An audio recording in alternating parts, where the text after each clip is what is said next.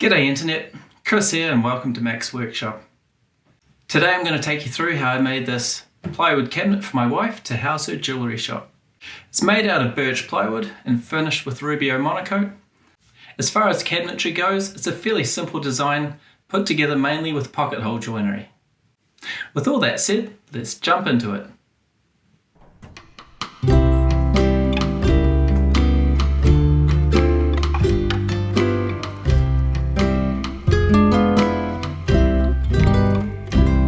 So usually when I'm building plywood furniture, I just cut the pieces off the plywood as I need them.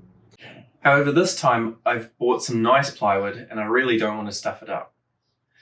So what I've done to optimize how I use my sheets of ply is I found an app called Cut List Optimizer, and it's pretty amazing. You can put all your pieces that you need into it, tell it the sheets of ply you have, and it will just magically design you a cut list.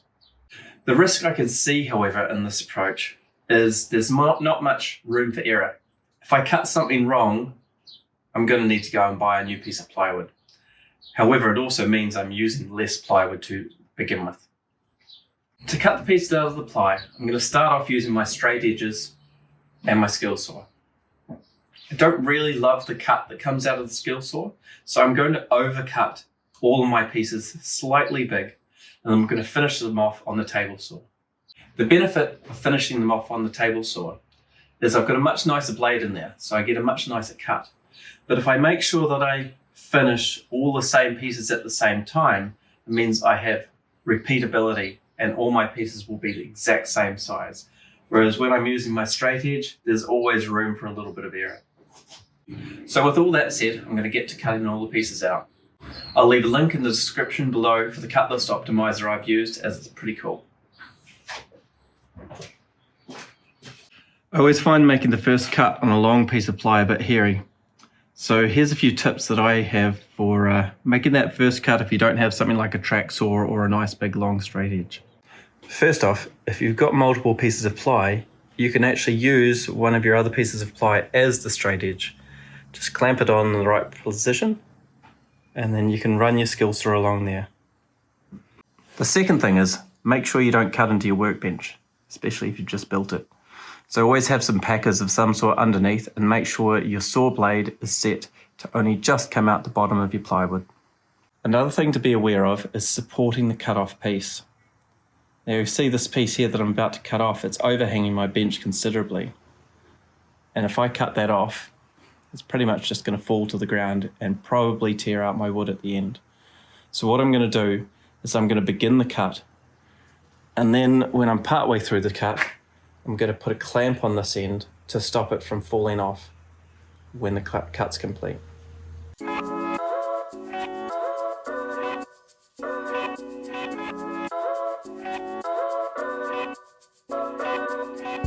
As I mentioned, you can see I'm clamping a few bits of scrap across the cut so the ply doesn't fall off when the cut's complete.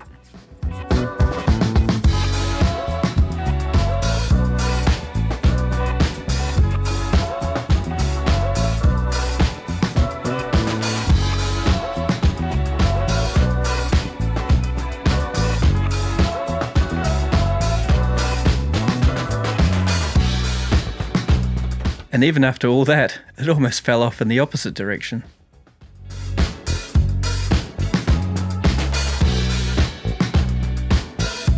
What followed next was a whole lot of sawing, using primarily the table saw, circular saw and miter saw. This was probably the longest part of the project.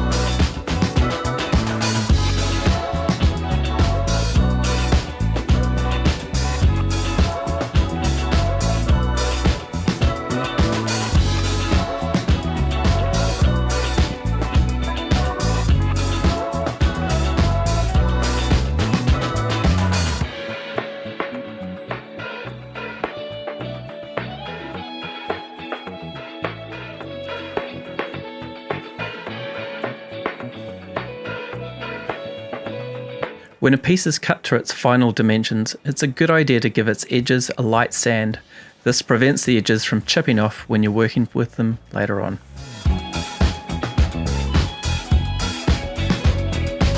After that 1-minute montage, which was actually a couple of weekends of work, the large sheets of plywood were transformed into many small sheets of plywood, ready for the next step. The two outer cabinet carcasses are going to have a fixed centre shelf. To give the cabinets extra strength, I decided to fit them with stopped dados. A stopped dado is essentially a channel that stops shy of the front of the cabinet. Your shelf then needs a corresponding notch at the front so it can slide all the way up until it is flush with the cabinet side. The point of the stop dado is so that you don't see the dado from the front of the cabinet. If all this is a bit confusing, keep watching and hopefully it will become clearer later on in the video. I'm going to use my router to cut the dado, and to help me cut it correctly, I made a jig to help guide the router. But in the interest of time, I'll release the creation of that jig as a separate video. With the jig attached, I can start running the router along the jig to cut the dado. But little did I know, something was about to go terribly wrong. Basically, the router bit was not secured tight enough and was slowly inching its way out, cutting deeper and deeper into the wood. Listen to the sound in the next clip as it's a dead giveaway. However, at the time, I wasn't sure what it meant.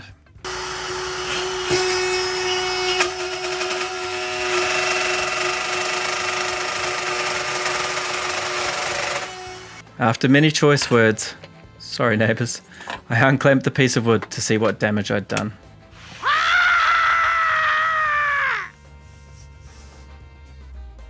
After looking at that, I felt like jumping off a cliff. So I did.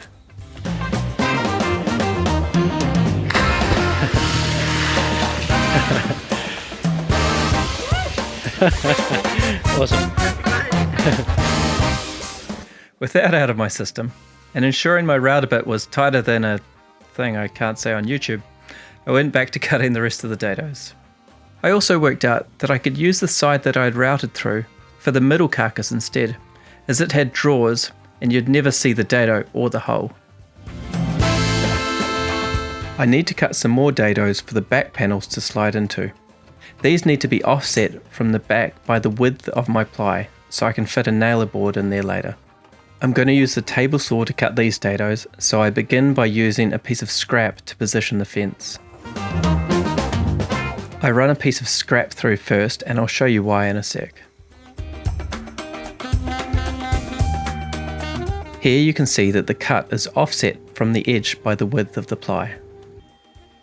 I then proceed to make cuts on the sides and bottoms of both the end cabinets.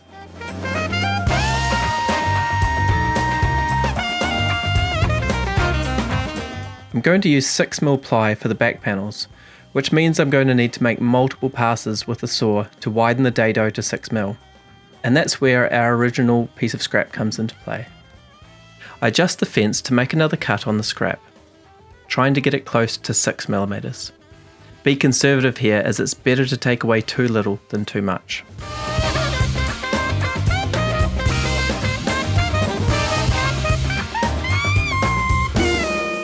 I then try to fit the 6mm ply into the dado, repeating the process until I get a nice snug fit. And when I'm happy with the fit, I can pass the sides and bottoms over again, widening the dado to the perfect size.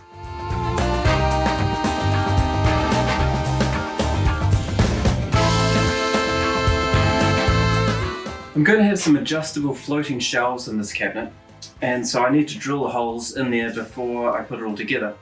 To do so, I've made myself a quick jig. I've drilled a whole lot of holes at 30mm centres, and I've put a small rim around the bit of wood there, and the rim is small enough that it's going to fit in my gaps, and there's a little catch there so I can put it, not get caught in my stop dado.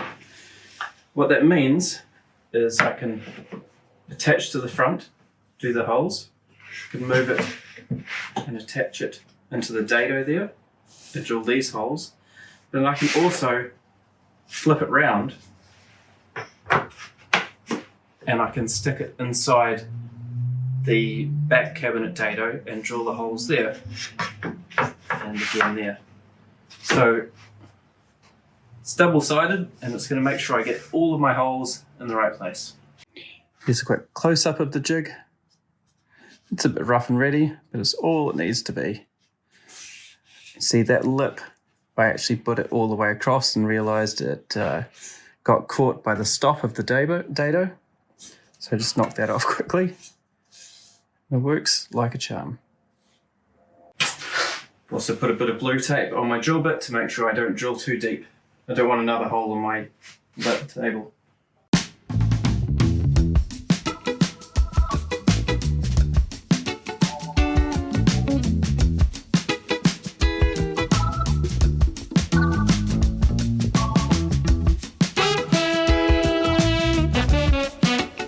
There we go, all done.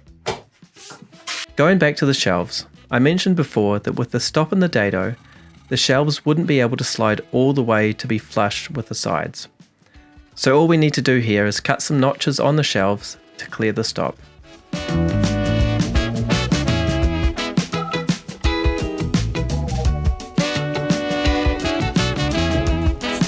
With everything cut to size and all the dados cut, it was finally time for construction. I figured the dado joints would be strong enough, so I simply glued and clamped them together, using some handy right angle clamps to keep them all square.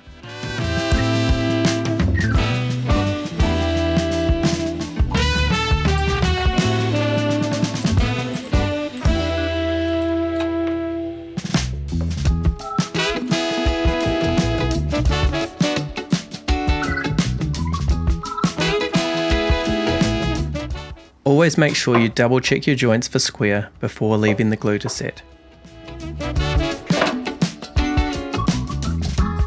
The main construction of the cabinet is going to be done using pocket holes. And full disclosure, this is my first time using pocket holes. I bought this Craig jig specifically for this project and I was amazed at how quick it made the construction of this cabinet. The first part to be screwed together is the toe kick, so I start off by drilling holes in the connecting pieces. I use a clamp to hold everything together before driving the screws in. Not doing this would make it likely that your wood would move when driving in the screws.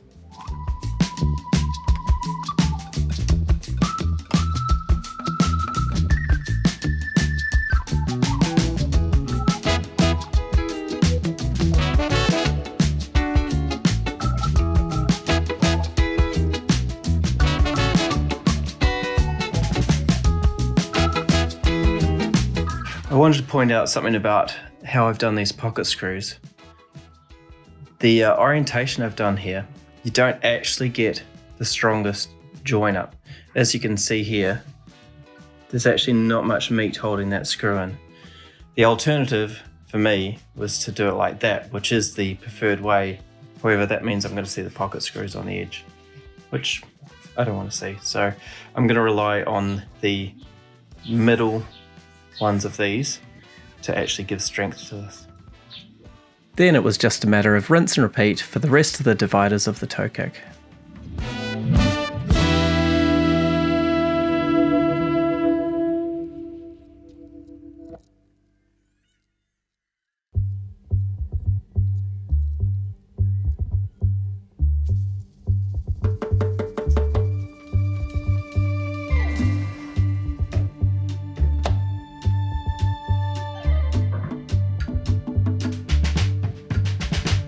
Next up was the cabinet bottoms. I simply drilled some evenly spaced pocket holes, using my iometer as you won't ever see them. The only gotcha here is to make sure that you don't drill a pocket hole into where your dado for the back panel is, and nobody wants a blocked back panel.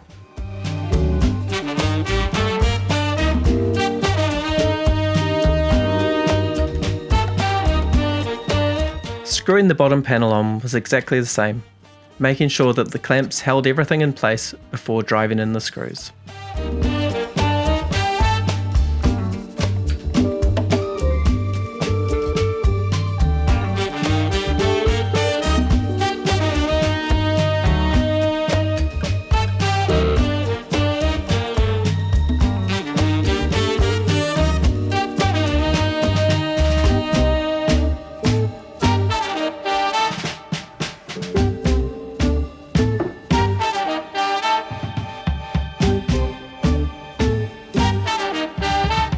The tops of the carcasses don't need to be full width. We can get away with adding a few rails for rigidity. We want one flush with the front, which will give the illusion that there is a full panel there. The one at the back we put flush with the back dado, giving us room to slide the back panel into place later on. Speaking of the back panel, it's time to slide it into place. I then attach it using brad nails.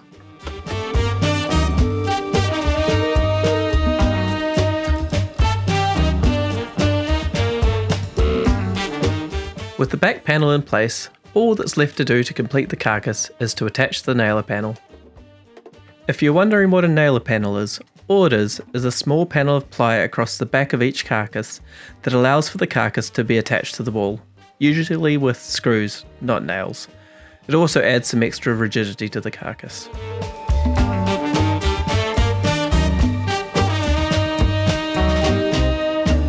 And that is the first carcass completed.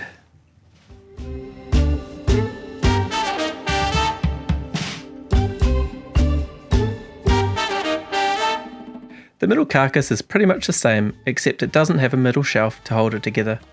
So with a little help from one of my boys, I clamped the bottom to the sides so I can screw it together.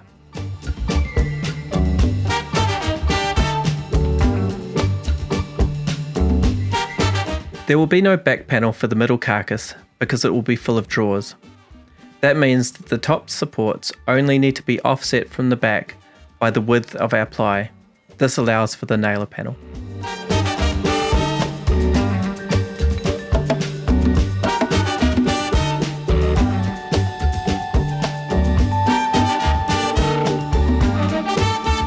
And that's the middle carcass completed.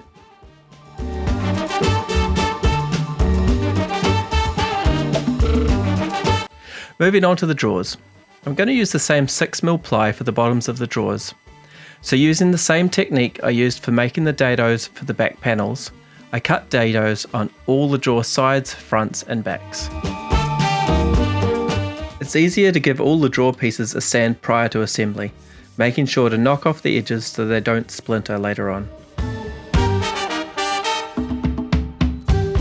It's always a good idea to do a dry fit first before screwing everything together.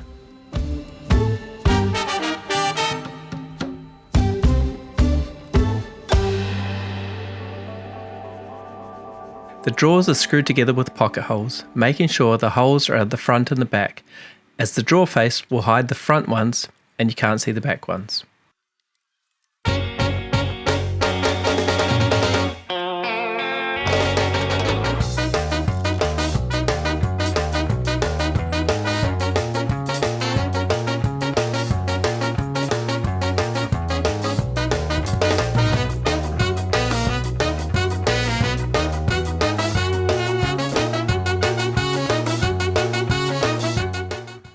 I'm going to install all the drawer slides before I put the drawers in. To get them right, I've cut a piece of scrap to exactly where the top drawer slide is going to go. And then I'm going to be able to stick the drawer slide on top of that and screw it in. Then I'm going to go away and cut the scrap down to where the next one needs to be, and so on and so forth until I've got them all there. And this way I can swap this to the other side and know it's exactly in the right place. Then I can come through and put my drawers in.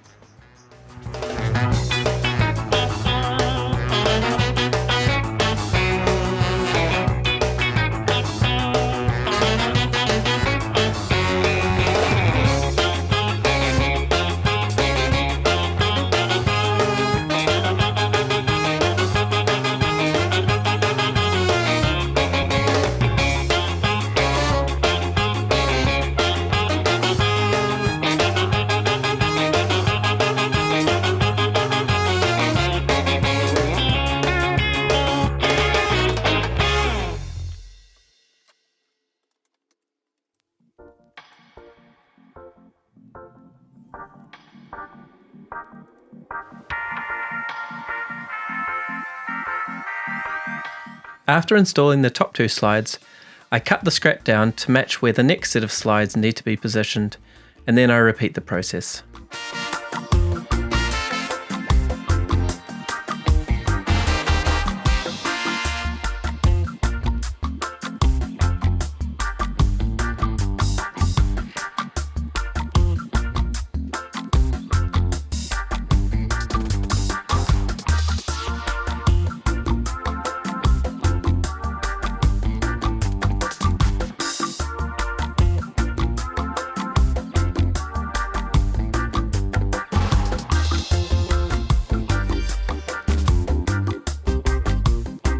I want the bottom of the drawer to be 10mm off the bottom of the carcass, so I cut two 10mm shims for it to sit on. I can then extend the slides out from the drawer, ensuring the slides are flush with the drawer front. Then it's just a matter of screwing the slides into the drawer, pulling the drawer out a little at a time to get to the new screw holes.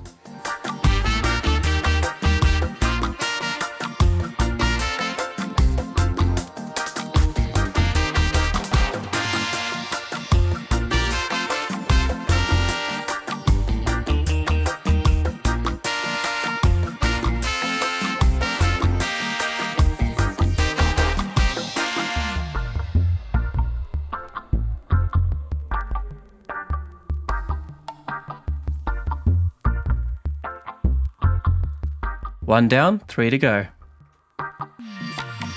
The distance between all the drawers worked out to be 68mm, so I cut two shims, both 68mm wide, to space the drawers apart. Then I could position and screw the drawer into the slide, just like I did with the first one. Then in no time, the second drawer was done. And the third one. And the fourth one. I like to use cards to space out my drawers, so I did a quick test to make sure all the spacing was correct.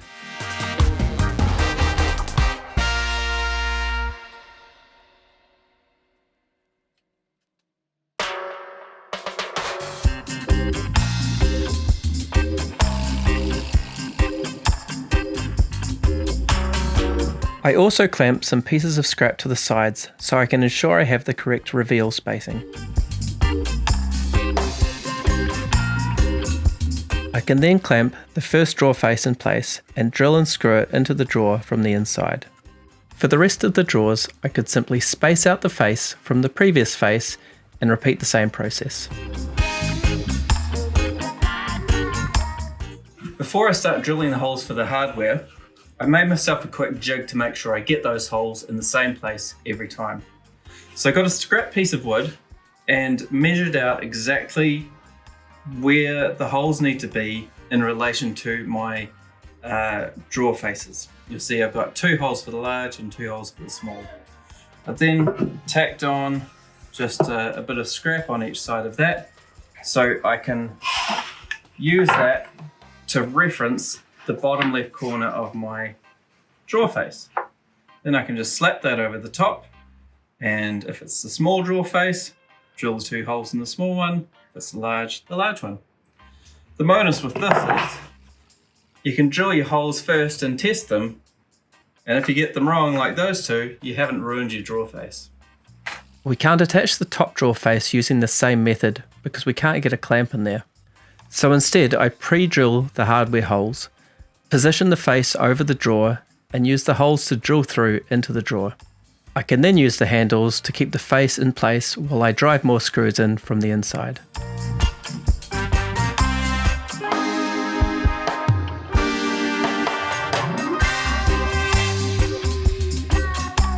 I can then go through using my jig to drill the rest of the holes and install the hardware.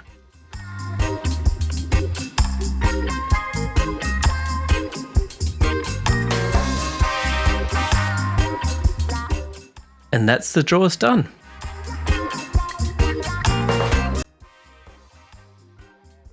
To attach the doors, I'm going to use these standard concealed kitchen hinges. And to help me install those, I bought a little jig. Cost about $10, and it was specifically for these ones. The jig allows me to mark both where the screws go and where the centre is between them. The centre is important for lining up the hinges later on. I can then go ahead and drill the holes out with a 5mm drill bit and screw the mounting bracket of the hinge into place. I do the same thing on the top, with the centre mark the same distance from the top as the other is from the bottom. I measure the distance from the bottom of the cabinet to the centre mark I previously made. I subtract 2mm for the reveal and transfer the measurement to the door. I can then use the flip side of the jig, aligning it with the mark I just made, to mark the centre of the large hole I need to drill, plus the 2 screw holes.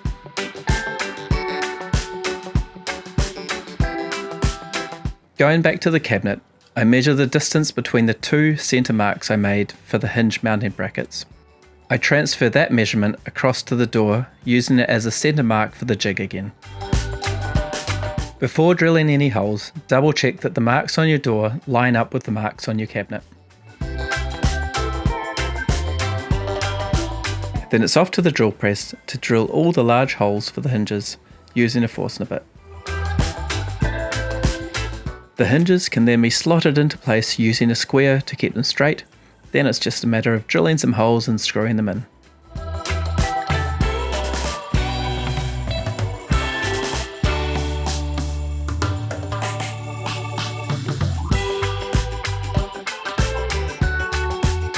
And that's it.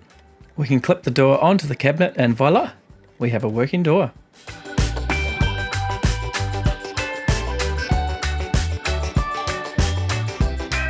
After repeating the same process for the other door, we now have a complete cabinet.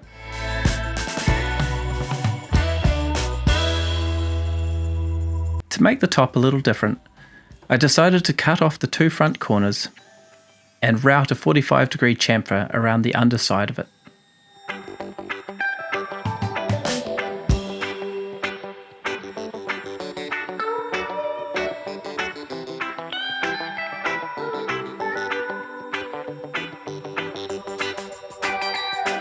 I used Rubio Monocoat to finish the entire thing, which was super nice as it doesn't smell bad, and you only need to give it one coat, then a buff, and you're done.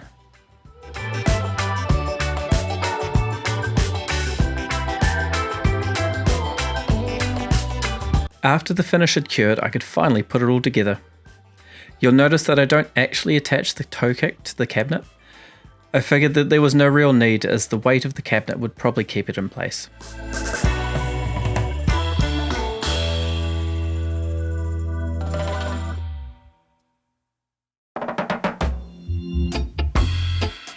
I did, however, screw the carcasses together. I clamped the carcasses together so they were flush with each other and screwed them together from the inside of the centre carcass, where you won't see the screws.